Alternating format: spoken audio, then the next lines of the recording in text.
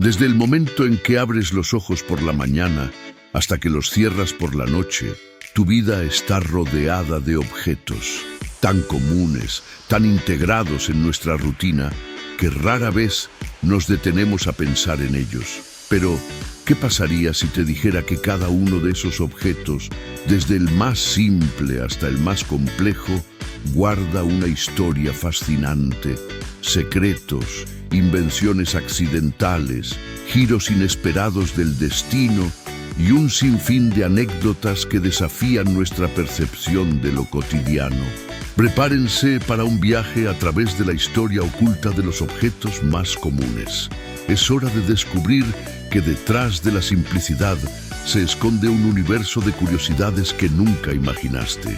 Porque los objetos que usamos a diario no son solo herramientas, son cápsulas del tiempo, testigos silenciosos de la ingeniosidad humana, y hoy vamos a desenterrar sus verdades más sorprendentes. Comencemos con algo tan omnipresente en oficinas y hogares como una simple nota adhesiva, el famoso Post-it. ¿Sabías que uno de los inventos de oficina más útiles de la historia nació de lo que inicialmente se consideró un rotundo fracaso?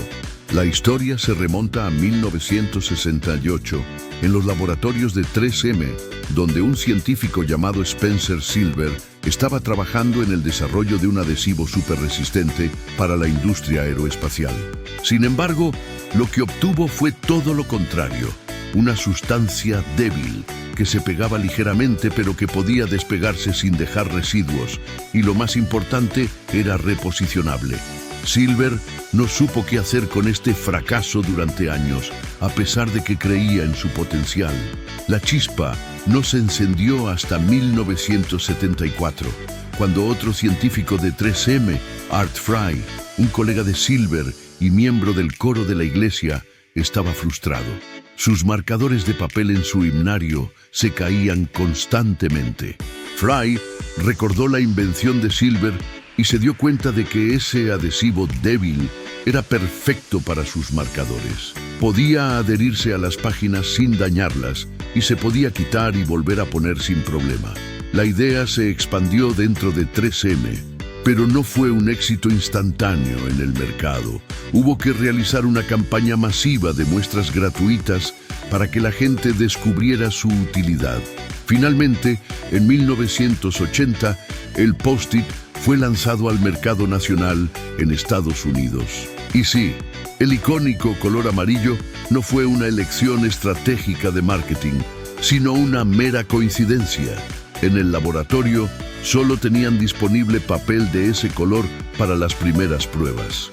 Así, un adhesivo fallido se convirtió en una herramienta indispensable que organizó el mundo. Pasemos ahora a la cocina, a ese electrodoméstico que transformó la forma en que calentamos nuestros alimentos en cuestión de segundos: el horno microondas. ¿Te imaginas que su invención está directamente ligada a la tecnología de radar de la Segunda Guerra Mundial y a un dulce accidente con una barra de chocolate?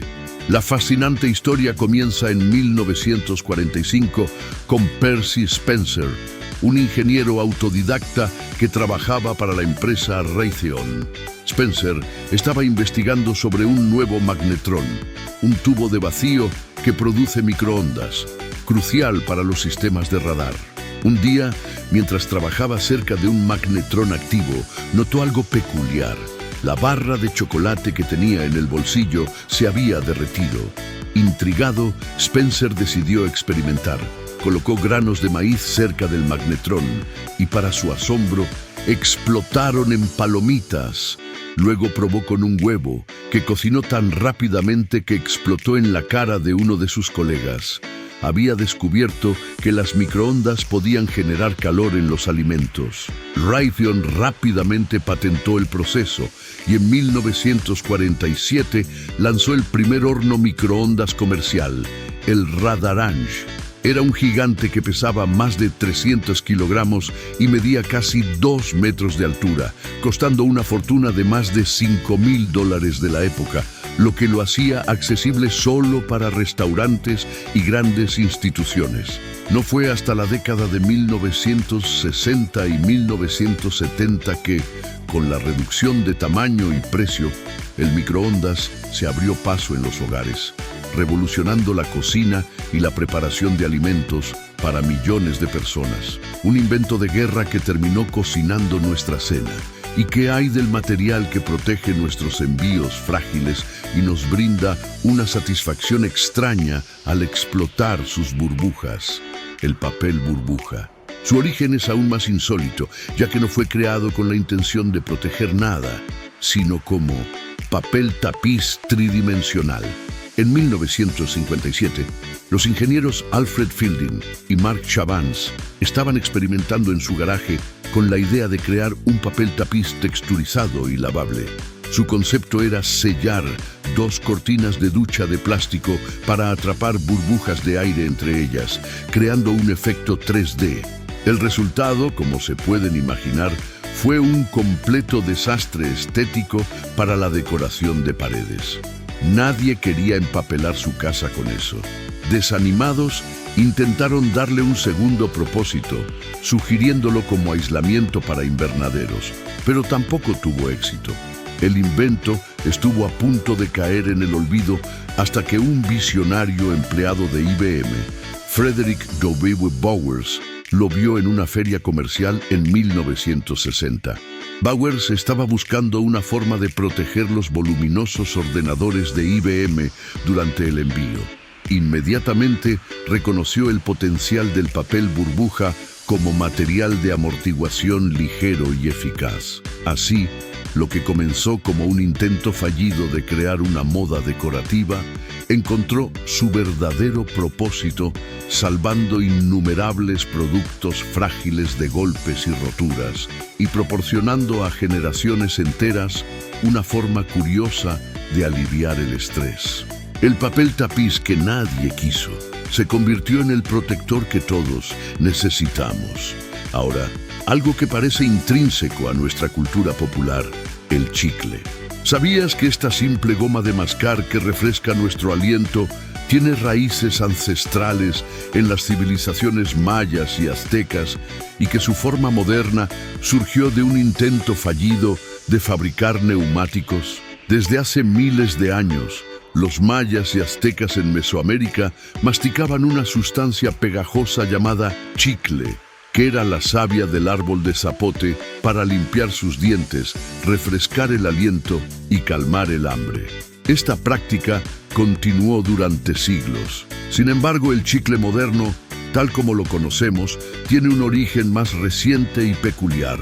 A mediados del siglo XIX, el expresidente mexicano Antonio López de Santa Anna, exiliado en Estados Unidos, introdujo a Thomas Adams, un inventor y fotógrafo neoyorquino, a esta resina natural. Santa Anna esperaba que Adams pudiera vulcanizar el chicle para producir un sustituto más barato del caucho que se usaría para hacer neumáticos. Adams invirtió una considerable cantidad de tiempo y dinero en el proyecto, pero todos sus intentos de vulcanizar el chicle fracasaron estrepitosamente. Frustrado, Adams estaba a punto de tirar el último lote de chicle sin procesar cuando, por casualidad, vio a una niña comprando parafina para masticar, una práctica común en la época. Esto le dio una idea.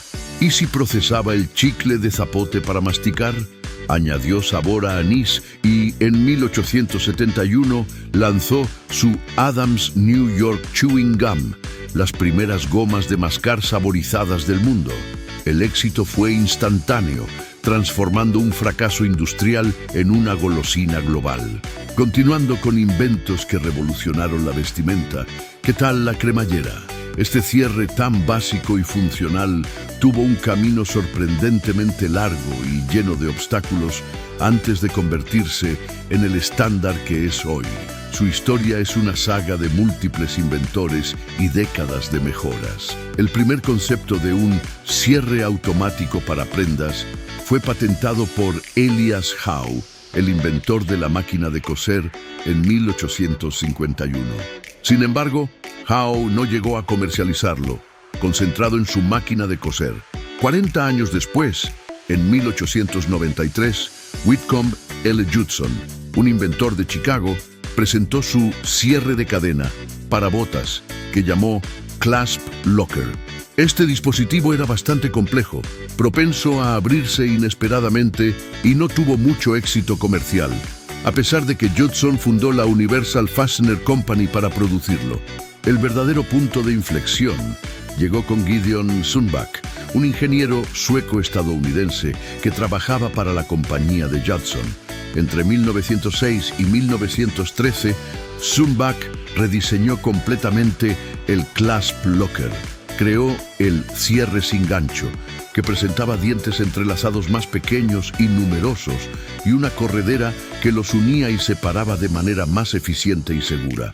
Su patente de 1917 es, esencialmente, la cremallera moderna.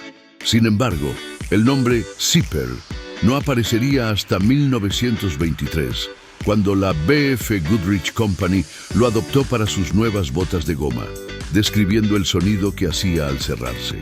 Su uso se popularizó en los uniformes militares durante la Primera Guerra Mundial, pero no fue hasta que diseñadores de moda como Coco Chanel empezaron a incorporarlas en sus creaciones en la década de 1930, que la cremallera se convirtió en un elemento básico de la moda y la funcionalidad diaria, liberándonos de innumerables botones y cordones. Y para los amantes del té, ¿sabían que las prácticas bolsitas de té que utilizamos hoy en día fueron el resultado de un accidente, una estrategia de venta malinterpretada por los clientes? A principios del siglo XX, en 1908, Thomas Sullivan, un comerciante de té de Nueva York, tuvo una idea innovadora para promocionar sus productos. En lugar de enviar a sus clientes las muestras de té en grandes latas metálicas, que eran costosas y voluminosas, decidió utilizar pequeñas bolsas de seda cosidas a mano. Su intención era que los clientes abrieran las bolsas, sacaran el té suelto y lo infusionaran de la manera tradicional. Sin embargo, los clientes, por pura conveniencia y quizás sin entender completamente la intención de Sullivan, comenzaron a sumergir las bolsas de seda directamente en el agua caliente. Descubrieron que el método era increíblemente práctico y menos engorroso que usar un colador. La popularidad de este error fue tal que Sullivan pronto recibió pedidos específicos de sus clientes para que enviara el té en estas prácticas bolsas. Aunque al principio las bolsas eran de seda, un material costoso, con el tiempo se experimentó con otros tejidos más económicos y eficientes, como la gasa y finalmente el papel de filtro especializado. Lo que comenzó como un simple truco de marketing para ahorrar costes de envío se convirtió en una revolución en la forma de consumir té, democratizando su preparación y haciendo que una bebida milenaria fuera más accesible y fácil de disfrutar para el mundo moderno. Ahora hablemos de una herramienta fundamental para la escritura y el dibujo que usamos casi sin pensar, el lápiz. Aunque parezca un objeto sencillo, su historia es un fascinante viaje desde un descubrimiento geológico hasta una sofisticada herramienta de ingeniería. La historia del lápiz moderno comienza en 1564, con el descubrimiento de un gigantesco y excepcionalmente puro depósito de grafito en Borrowdale, Cumberland, Inglaterra. Al principio, este grafito se utilizaba principalmente para marcar ovejas y para recubrir moldes de cañones. Era tan puro que podía cortarse en barras y dejar una marca clara. Sin embargo, era frágil y manchaba mucho las manos. Para hacerlo más manejable, la gente comenzó a envolver los palos de grafito en cuerda o piel de oveja.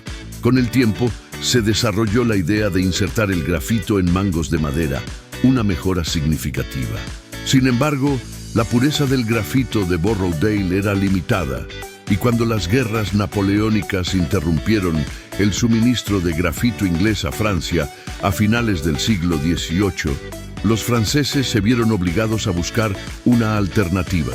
Aquí entra en escena Nicolas Jacques Conté, un científico y artista francés. En 1795, Conté desarrolló un método para fabricar minas de lápiz, mezclando grafito en polvo con arcilla pulverizada, horneando la mezcla en un horno y luego encerrándola en un estuche de madera. Al variar la proporción de arcilla, Conté pudo producir minas de diferente dureza, desde blandas y oscuras hasta duras y claras, lo que permitía una versatilidad sin precedentes. Este invento fue el nacimiento del lápiz moderno, tal como lo conocemos hoy, una herramienta que ha permitido a artistas y escritores de todo el mundo plasmar sus ideas en papel durante más de 2 siglos. Finalmente, hablemos del control remoto, ese pequeño dispositivo que nos ha liberado de levantarnos del sofá para cambiar de canal. Su evolución es un testimonio de la búsqueda constante de la comodidad, pero sus primeras versiones tenían algunos problemas bastante curiosos. El primer control remoto inalámbrico para televisores fue el Flashmatic, introducido por la Zenith Radio Corporation en 1955 y desarrollado por Eugene Polly. Este dispositivo funcionaba como una linterna, enviando un rayo de luz a una fotocelda ubicada en cada una de las 4 esquinas de la pantalla del televisor. Cada fotocelda activaba una función diferente: encendido, apagado, cambio de canal hacia arriba, cambio de canal hacia abajo y silencio. Aunque era inalámbrico, tenía un inconveniente importante. Si la luz del sol golpeaba accidentalmente una de las fotoceldas, el televisor podía cambiar de canal o apagarse solo, creando situaciones algo fantasmagóricas. Un año después, en 1956, Robert Adler, también de Zenith, mejoró el concepto con el Zenith Space Command. Este control remoto utilizaba ultrasonidos. Al presionar un botón, pequeños martillos golpeaban barras de aluminio de diferentes longitudes dentro del control, produciendo sonidos de alta frecuencia que el oído humano no podía percibir, pero que el televisor podía interpretar. Era más fiable que el Flashmatic y no se veía afectado por la luz. Sin embargo, tenía su propia peculiaridad. Ocasionalmente, otros sonidos de alta frecuencia, como el tintineo de un llavero o el ladrido de un perro, podían activar las funciones del televisor, lo que generaba confusión. A pesar de estos pequeños contratiempos, el Space Command fue un éxito rotundo y sentó las bases para los controles remotos que conocemos hoy, que eventualmente evolucionarían a la tecnología infrarroja y más recientemente a la radiofrecuencia y Bluetooth, brindándonos la comodidad que damos por sentada. Y ahí lo tienen, una mirada profunda a la vida secreta de los objetos que nos rodean. Desde la nota adhesiva que organizó tu vida, hasta la taza de té que disfrutas cada mañana, cada uno es un testamento a la curiosidad, la perseverancia y a menudo la pura casualidad. La próxima vez que uses uno de estos objetos, tómate un momento. Piensa en las mentes brillantes, los accidentes afortunados y las innumerables horas de esfuerzo que se invirtieron en crearlos. Porque lo ordinario, una vez que rascas la superficie, a menudo revela ser extraordinario. Te invito a seguir explorando el mundo de las curiosidades. Si esta inmersión en lo insólito te ha fascinado tanto como a mí, no olvides darle un me gusta a este video. Y por supuesto, suscríbete para no perderte ninguna de nuestras próximas expediciones a lo desconocido. ¿Qué otro objeto cotidiano crees que tiene una historia oculta que deberíamos desvelar? Déjalo en los comentarios. Hasta la próxima.